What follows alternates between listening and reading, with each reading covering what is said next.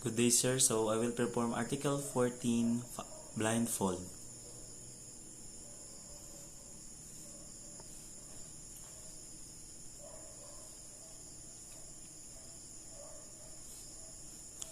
Article 14. Aggravating circumstances. The following are aggravating circumstances. Paragraph 1. That advantage be taken by offender of his public position. Paragraph 2. That the crime be committed in contempt or with insult to the public authorities. Paragraph 3. That the act be committed which insult or degriment of that respect due to the offended party on account of his rank, age, or sex, or that is be committed in the dwelling of the offended party, if the latter has not given provocation. Paragraph 4.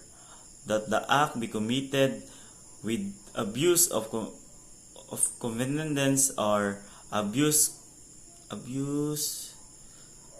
gratefulness. Paragraph 5. That the crime be committed in the place of a chief executive or in a presence or where public authorities are engaged in the discharge of their duties or in a place dedicated to religious worship.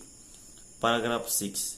That the crime be committed in the night time or in an unvisited place or by a hand whenever such a circumstances by a facilitate the commission of the offense.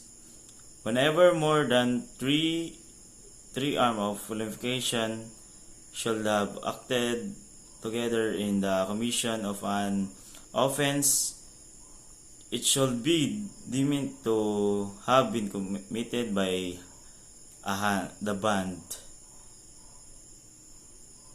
That the crime be committed on the occasion of a conflagration, shipwreck, earthquake, epidemic, or other calamity or misfortune. Paragraph 8. That the crime be committed with the aid of armed men or persons who ensure or afford impunity. Paragraph 9.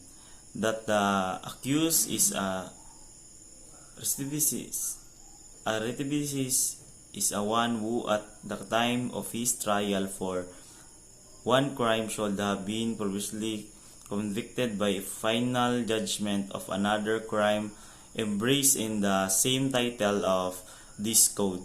Paragraph 10. That the offender has been previously punished by an offense to which the law attaches in an equal of greater penalty or for two or more crimes to which it attaches a lighter penalty.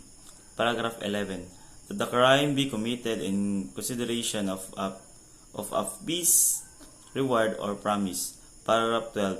That the crime be committed by the means of education, fire, poison, explosion, standing of a vessel, or international damage thereof the locomotive, or by the use of any other artifice involving create waste in ruin.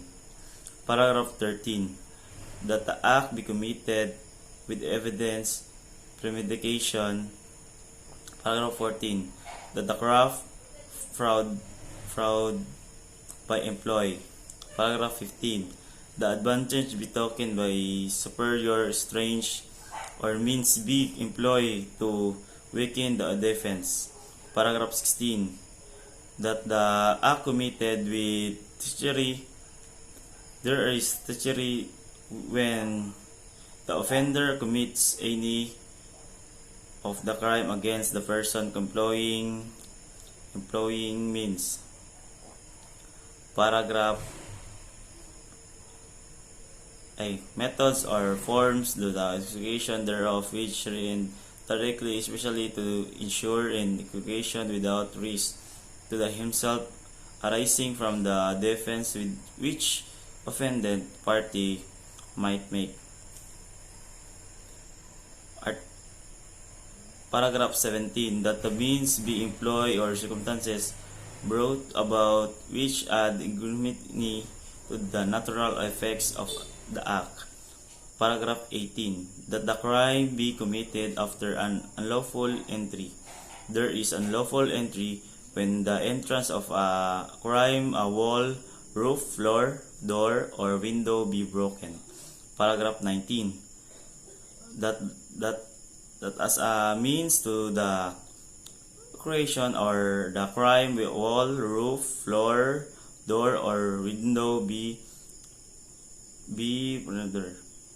Paragraph 20.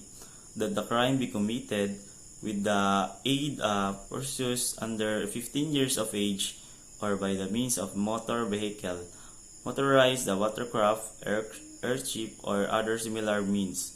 Paragraph 21.